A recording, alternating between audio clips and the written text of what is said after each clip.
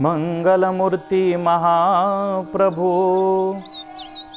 श्री सहजानंद सुख रूप भक्ति धर्म सुत श्री हरि समरू सदा ययनूप। ओम श्री स्वामीनारायणाय नमो नमः। ओम श्री सरस्वत्यै नमो नमः।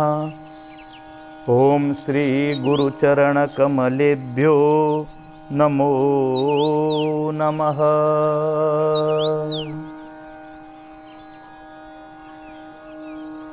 वाला भक्तो, भक्तमालनी अंदर संत नाभादासजी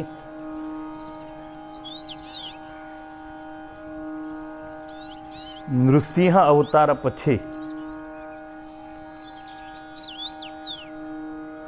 भगवान वामन नारायणना अवतारने वंदना करे छे।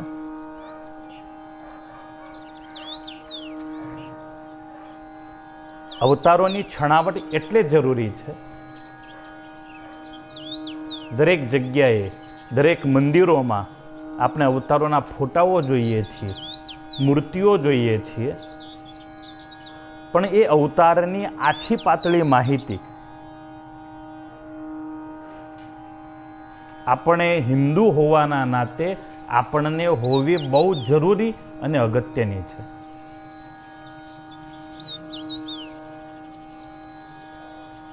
માનવ તમામને પ્રેમ કરે, સમગ્ર સૃષ્ટિને પ્રેમ કરે માટે પરમાત્માએ તમામ યોનિઓની અંદર અવતારો ધારણ કરેલા છે। માછલાને પ્રેમ કરે માટે પરમાત્માએ મત્સ્ય અવતાર ધારણ કર્યો। કાચબાને પ્રેમ કરે માટે કુર્મ અવતાર ધારણ કર્યો। આપણી ઘણી બધી માતાઓના સ્વરૂપ કોઈ મગર ઉપર છે, કોઈ વરાહ ભૂંડ ઉપર છે। આ તમામ દેવ દેવી અને પરમાત્માએ આ પ્રાણીઓને એટલે સ્વીકાર્યા છે કે એમનું અનુકરણ કરી અને સામાન્ય જીવ તમામ જીવ પ્રાણી માત્રને પ્રેમ કરે, હિંસામય કર્મથી જીવાત્મા દૂર રહે। વામન અવતારનું એક વૈશિષ્ટ્ય છે। આ ભરૂચ નગરીની પરમ પાવન ભૂમિ, ભગવાનના અત્યાર સુધી જેટલા અવતારો થયા, राम होय, कृष्ण होय, बुद्ध होय, कपिल होय, ये तमाम अवतारों आ भूलोक कहता पृथ्वीलोक पर थया। पण आ अवतारनी विशेषता ए छे, आ अवतार स्वर्गलोक में थयेलो अवतार छे।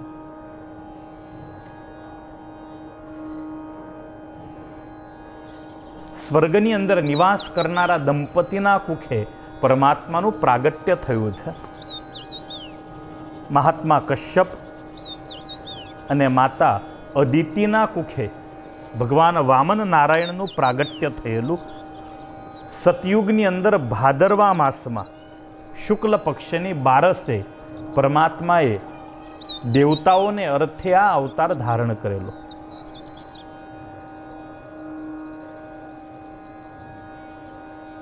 અત્યાર સુધીના જે અવતારો આપણે સાંભળ્યા એમાં જન કલ્યાણ એ બહુ મોટો હેતુ હતો। રામ પધાર્યા રાવણને મારવા, તો રાવણને મારવાથી સમસ્ત ત્રિલોકી સુખી થઈ। ભગવાન કૃષ્ણ પધાર્યા, અનેક અસુરોનો સંહાર કર્યો, તો એનાથી સૃષ્ટિના અનેક જીવાત્માઓને સુખ મળ્યું। ભગવાન સહજાનંદ સ્વામી પધાર્યા, अनेक जीवात्माओने मोक्षना मार्गे वाळ्या, अनेक जीवात्माओने पाप मार्गेथी पाछा वाळ्या। समाजना सामान्य जीवात्माने सुखिया कर्या। પરંતુ વામન અવતાર અને આ અવતારની વિશેષતા દેવોનું પ્રિય કરવાને માટે સદગુરુ મુક્તાનંદ સ્વામીએ બહુ સુંદર આરતીની અંદર ગાયું છે. પ્રગટે વામન રૂપ રમાપતિ પ્રગટે વામન રૂપ સુરપતિ કાજ કરન હિત સુરપતિ કાજ કરન હિત ભય બ્રહ્મચારી અનુપ પ્રગટે વામન રૂપ. પરમાત્મા માત્ર સુરપતિ કાજ કરન હિત દેવતાઓનું કાર્ય કરવા માટે સુંદર મજાનો બ્રહ્મચારીનો અવતાર પરમાત્માએ ધારણ કર્યો. સામે પક્ષે ભગવાનને જેની સામે લડવાનું છે એ કોઈ સામાન્ય જીવ નથી, એ સ્વયં પરમ ભાગવત ભક્ત પ્રહલાદના પૌત્ર એવા બલિ મહારાજ છે. અહીંયા અસુરને મારવાની વાર્તા હતી જ નહીં. કદાચ એમ પણ કહી શકાય કે ઇન્દ્ર કરતાં પણ બલિ મહારાજની ભક્તિ વિશેષ હતી, અને છતાંય પરમાત્માએ ઇન્દ્ર માટે થઈ અને બલિ મહારાજને છેતર્યા એવું શ્રીમદ ભાગવતજી બતાવે છે.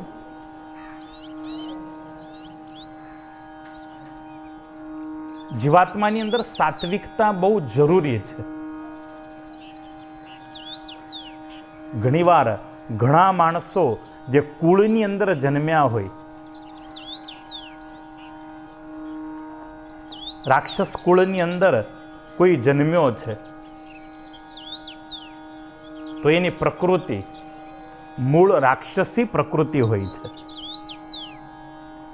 ભક્ત પ્રહલાદ એ અતિ સમર્થ ભક્ત હતા, ભગવાનને જાણનારા હતા, પરંતુ બદ્રિકાશ્રમની અંદર નર અને નારાયણના જ્યારે દર્શન કર્યા તો એમની સામે લડવાની એમની તીવ્ર ઈચ્છા થઈ અને ભગવાન નરનારાયણ સામે ભક્ત પ્રહલાદજીએ યુદ્ધ કર્યું.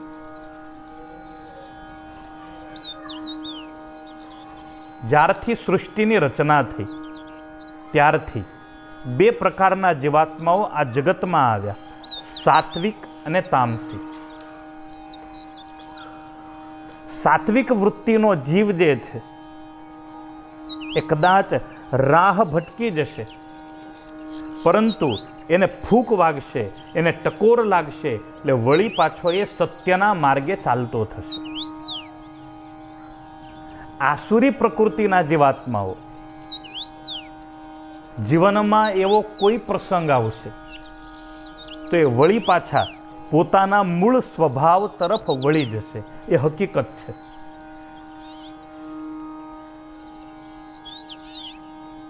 શ્રીમદ ભાગવત એવું બતાવે છે. અષ્ટમ સ્કંદ બલિ મહારાજાએ અને એમના જે અનુચર અસુરો છે એ તમામ અસુરોએ શાંતતા ધારણ કરી અને સાત્વિકતા ધારણ કરવાનું કારણ પણ શ્રીમદ ભાગવતજીએ બતાવ્યું. કઈ રીતે આપણને દેવોનું શાસન મળે. શુક્રાચાર્યજીએ ઉપાય બતાવ્યો, બ્રાહ્મણોની સેવા કરો.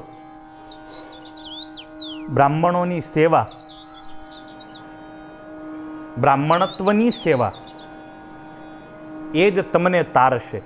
બ્રાહ્મણોના આશીર્વાદથી તમે સુખિયા થશો.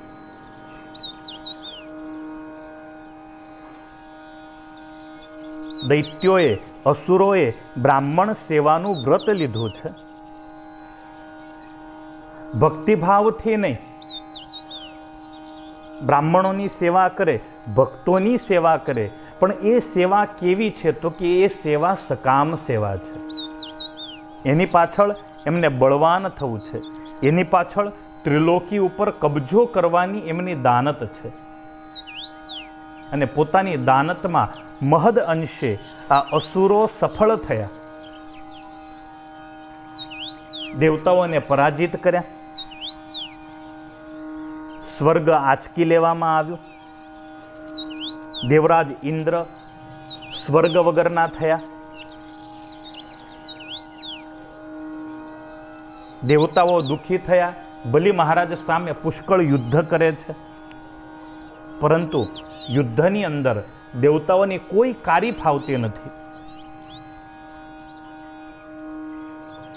કારણ બ્રાહ્મણ સેવા અને સંત સેવા એ અસુરોને બળવાન બનાવી રહી છે અને દેવતાઓને તકલીફે આવેલી.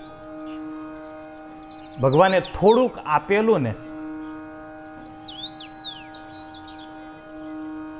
પણ થોડુંક મળે ને એટલે દેવતાઓનો જે અહંકાર હતો, જે અભિમાન ને ગર્વ હતું, એ આસમાને પહોંચી જતું. પછી એ ભક્તોને ગણકારે નહીં, સાધુ સંતોને ગણકારે નહીં, એવી દેવોની પરિસ્થિતિ થયેલી. અને એ દ્રોહના પરિણામે દેવો દુર્બળ છે.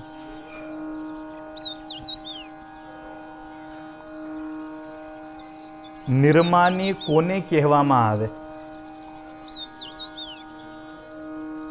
એક મણ અનાજ જેની પાસે હોય એ વખતે એ જેવો સીધો સાદો હોય એવો ને એવો જ એની પાસે લાખ મણ અનાજ થાય ને તોય એવો ને એવો જ સીધો સાદો રહે, ત્યારે માનવું કે એ નિર્માની છે, એને ઘમંડ થયો નથી, ચઢ્યો નથી.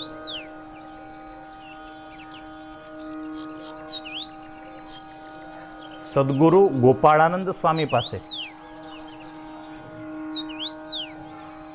એક યુવાન જઈ અને વંદન કરીને બેસે છે. સ્વામી કે માગ, શું જોઈએ? તું જે માગીશ ને આપીશ. પેલાને થયું આવો મોકો નહીં મળે. સ્વામી એક કામ કરો, 10,000 રૂપિયા આપી દો. સ્વામી કે 10,000 પછી વધશે નહીં હો. પેલાને થયું ઓહો, હવે આપવા જ બેઠા છે તો લેવામાં મારે ઓછું શું કરવા રાખવું. સ્વામી એક કામ કરો, 20,000 જ કરી દો. વળી સ્વામી એમ બોલ્યા, પછી નહીં વધ્યો. પેલાને વળી લાલસા જાગી. સ્વામી એક કામ કરો, 40,000 આપી દો. વળી સ્વામી એમ કહે છે, પછી નહીં વધે. પેલા ભગતનો લોભ હવે આસમાને પહોંચી ગયો. સ્વામી એક કામ કરો, 1,00,000 રૂપિયા આપી દો, એટલે મને ચિંતા નહીં, મારી પેઢીને ચિંતા નહીં. ત્યારે સ્વામી સરસ બોલ્યા, જા જા ઘરે જા, ભજન કર. 1,00,000 રૂપિયો તારી પાસે હોય તો તું ભજન કરે ખરો? 1,00,000 રૂપિયો તારી પાસે આવે તો તું સત્સંગમાં આવીને બેસે ખરો? તને વેપાર ધંધામાંથી ફુરસદ મળે ખરી? આ તો નથી. ચારેય બાજુથી સ્ટ્રેસ છે, ટેન્શન છે, ચિંતા છે, એટલે આપણને ભગવાનની યાદ તીવ્ર આવે છે. બહુ જરૂરી છે. આ તણાવ જરૂરી છે, આ સ્ટ્રેસ જરૂરી છે, આ ટેન્શન જરૂરી છે. ભગવાનની સાથે આપણું જોડાણ થાય એના માટે આ આવશ્યક છે.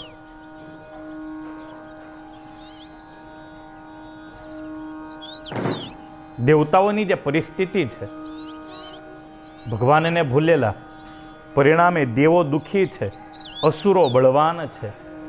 દેવતાઓ આમથી આમ ભટકી અને પોતાનો સમય વ્યતીત કરે છે. દેવરાજ ઇન્દ્ર અને ઇન્દ્રની માતા અદિતિ એ ભગવાન નારાયણનું વ્રત કરી રહ્યા છે. પયો વ્રત માતા અદિતિએ કર્યું છે. દૂધ પી અને મૈયા ઉપવાસ કરે અને વ્રત કરે, ભગવાન નારાયણને પ્રસન્ન કરે છે. પરમાત્મા પ્રસન્ન થયા ત્યારે દેવ માતા અદિતિએ વરદાન માંગ્યું, પ્રભુ મારી ઉપર રાજી થયા છો તો મારા દીકરાઓ બહુ દુખિયા છે. અસુરોએ એમનું સર્વસ્વ આંચકી લીધું છે, તમે કૃપા કરી અને એમને એમનું રાજ્ય પાછું અપાવો. ત્યારે ભગવાન એમ કહે છે કે હે દેવી, આ વખતે યુદ્ધથી કામ ચાલે એમ નથી, કોળથી કામ કરવું પડશે. માટે જાઓ, તમારે ત્યાં હું સ્વયં પુત્ર બનીને જન્મ લઈશ.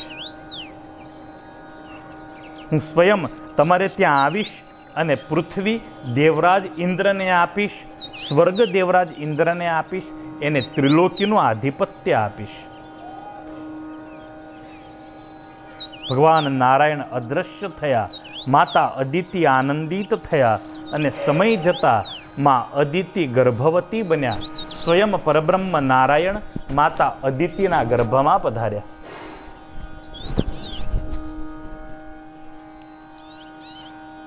માતા અત્યંત તેજથી છલકાવા લાગ્યા છે.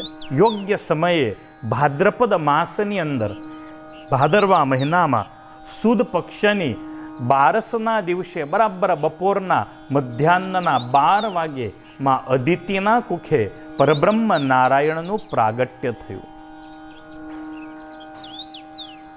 જેવો જન્મ થયો, જન્મ થતાની સાથે જ પરમાત્માની આકૃતિ 7 વર્ષના બાળક જેવી બની છે. માતાને અત્યંત આનંદ થયો. દેવોએ પુષ્પવૃષ્ટિ કરી અને પરમાત્માના એ સુંદર પ્રાગટ્યને વધાવ્યું છે. તમામ દેવતાઓ આવ્યા. પરમાત્મા 7 વર્ષના છે, પણ એવું લાગે છે બહુ મોટી ઉંમરના હોય અને હાઈટ નાની હોય. હાઈટ બહુ નાની છે, માટે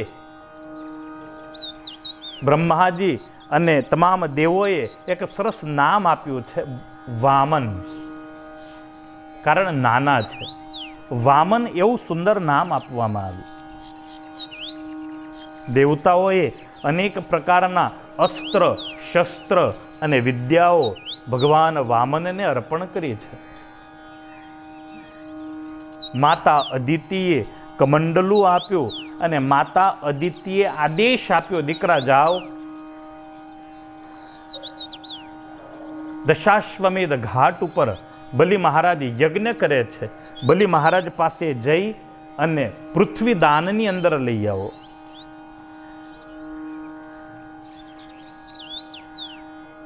ભગવાન વામન માતાને વંદન કરે છે.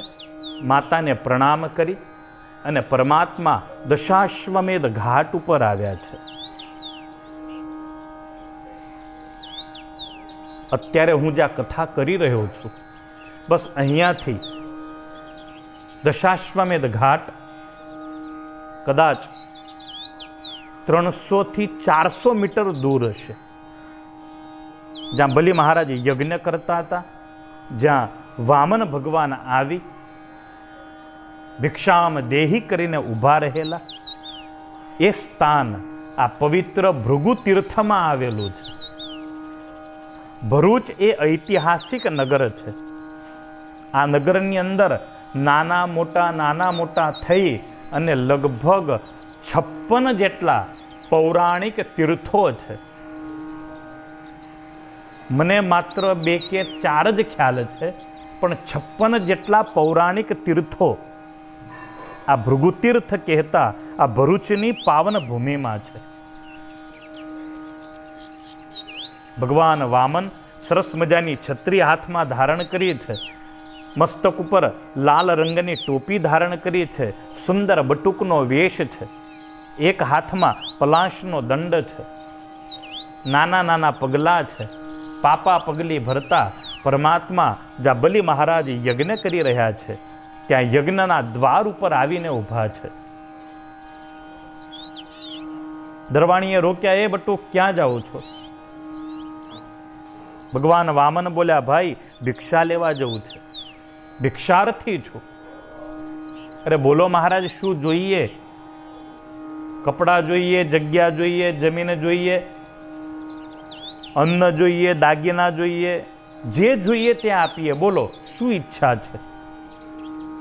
વામન ભગવાન કે તમારી પાસેથી કંઈ જ જોઈતું નથી, મને તો બલિ મહારાજ આપે ને તો જ ભિક્ષા જોઈએ છે.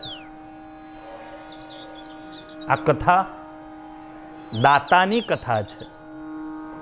દાતા સ્વયં યાચક બન્યા આ કથાની અંદર. સમગ્ર વિશ્વને જે આપે છે એ પરબ્રહ્મ નારાયણ આજે યાચક બનીને આવ્યા, એટલે આ કથા દિવ્ય છે. બલિ મહારાજને એટલે વંદન કરવાનું મન એટલે થાય કે એ ભક્તએ પરમાત્માને યાચક બનવા માટે મજબૂર કરેલા. દરવાણીએ બહુ રકઝક કરી, મહારાજ અત્યારે યજ્ઞ ચાલી રહ્યો છે અને બલિ મહારાજ યજ્ઞમાં બેઠા છે, તમારે જે જોઈએ એ અમે આપીએ. લ્યો મહારાજ, જે જોઈએ લઈ લો.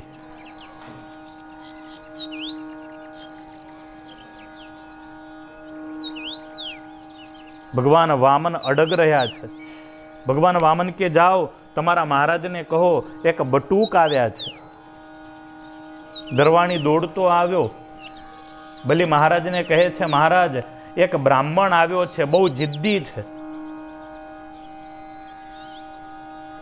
એની હટ છે, મને બલિ મહારાજ દાન આપે તો જ દાન લઈશ. બલિ મહારાજ કે બોલાવો બટુકને.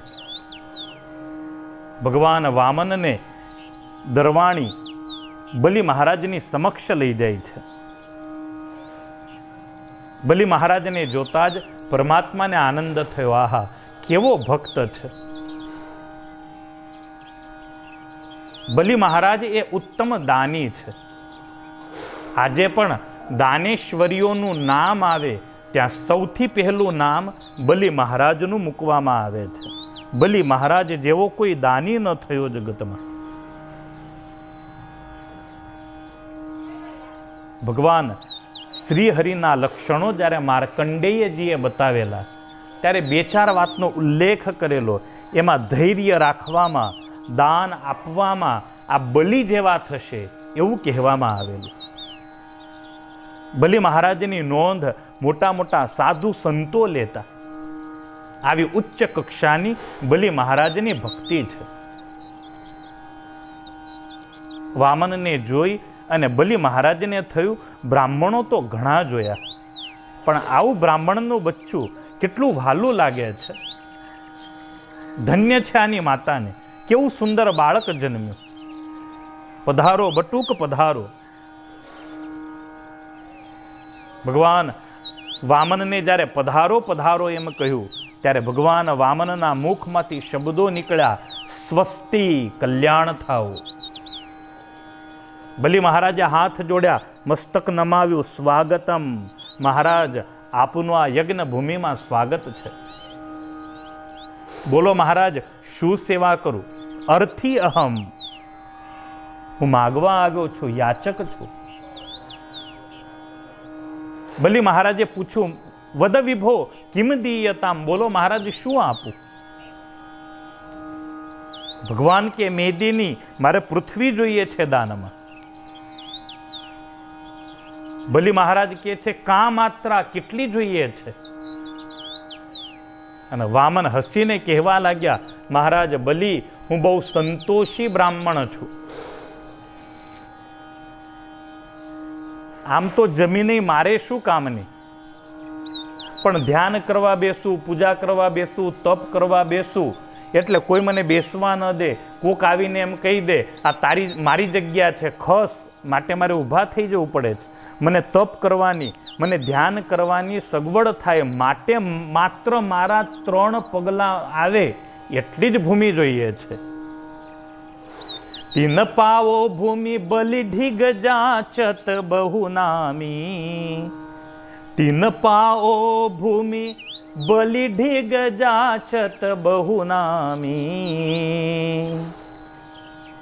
3 પગલા પૃથ્વી પરમાત્માએ બલિ મહારાજ પાસે માગી છે. બલિ હસવા લાગ્યા છે. મહારાજ, એવું લાગે છે કે મા બાપે માગતા શીખવ્યું નહીં. માગવું એ પણ એક કળા છે, માગતા આવડવું જોઈએ. વામન ભગવાન કે હું સંતોષી છું, આનાથી વિશેષ કંઈ જ ન જોઈએ.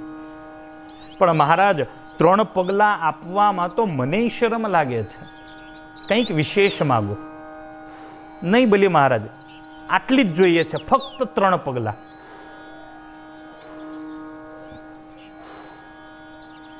મહારાજ જાઓ, આપી. દત્તમ, આપી મહારાજ. ભગવાન વામન બોલ્યા, ગૃહિતમ મયા, મેં લઈ લીધી. અને એટલામાં શુક્રાચાર્યજી ચમક્યા છે. લાગે છે તો કોઈ વિચિત્ર બટુક. બ્રાહ્મણનો દીકરો આવો ન હોય અને બ્રાહ્મણનો દીકરો આવું માગે પણ નહીં. એ 3 વીઘા માગશે, 3 એકર માગશે, 3 ગામ માગશે. 3 પગલા પૃથ્વીમાં સંતોષી રહેનારો આ વળી કેવો બ્રાહ્મણનો દીકરો. શુક્રાચાર્યજી જે આંખ બંધ કરી ત્યાં ખ્યાલ આવી ગયો આ બ્રાહ્મણ નહીં, આ સ્વયં નારાયણ છે. બલિ મહારાજને છેતરવા માટે આવ્યો છે. જલ્દી જલ્દી ધ્યાનમાંથી બહાર નીકળ્યા. મા દેહિત્યુષના બ્રવીત હરિરયમ. બલિ ન આપીશ, બલિ ન આપીશ પૃથ્વી. બલિ મહારાજ કે ગુરુદેવ કેમ, શું થયું, કેમ ન આપું? અરે બલિ તું ઓળખતો નથી આ કોણ છે?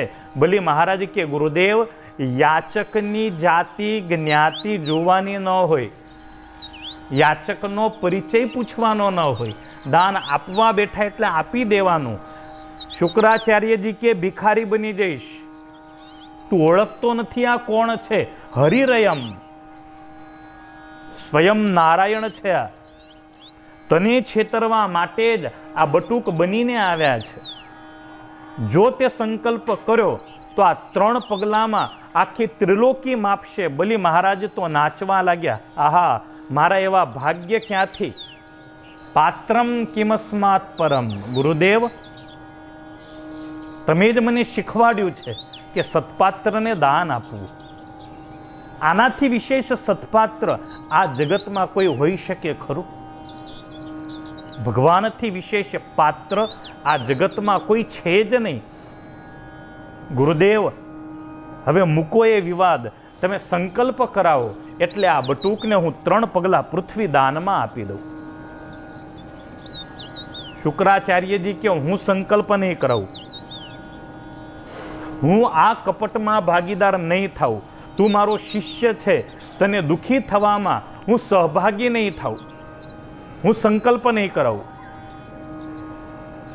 વામન ભગવાનને થયું જામેલો ખેલ બગડી જશે. વામન ભગવાન કે બલિ મહારાજ મોડું ન કરશો, મારે કામ હોય. મારે તો હજુ ભિક્ષા માગવા જવાનું છે. તમારી જેમ મને તૈયાર રોટલો નથી મળવાનો. તમે જલ્દી 3 પગલા પૃથ્વી આપી દો.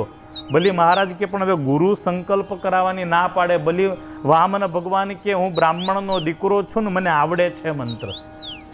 ચાલો બલિ હાથમાં પાણી લઈ લ્યો એટલે હું તમને સંકલ્પ કરાવી દઉં. બલિ મહારાજને હાથમાં પાણી આપ્યું અને વામન ભગવાન જે આ સંકલ્પ એ જળ જારીમાંથી પાણી નાખવા ગયા બલિના હાથમાં, ત્યારે શુક્રાચાર્યજી મધમાખીનું રૂપ લઈ અને એ જે જળઝારી છે એ જળઝારીના નાળામાં પેઠા.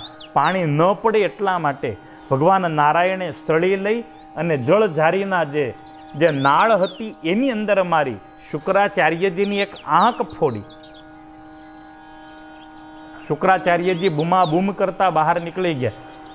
બલિ ઉપર અકળાણા, તારા કારણે આંખ ગુમાવી, તારા કારણે આંખ ગુમાવી.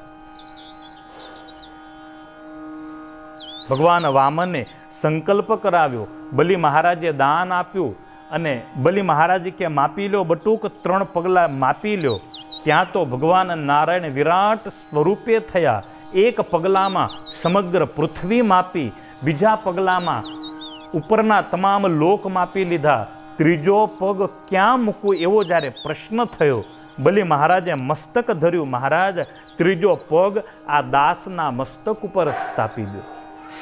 અને ભગવાન વામન નારાયણે પોતાનો ત્રીજો પગ બલિ મહારાજના મસ્તક ઉપર સ્થાપ્યો છે.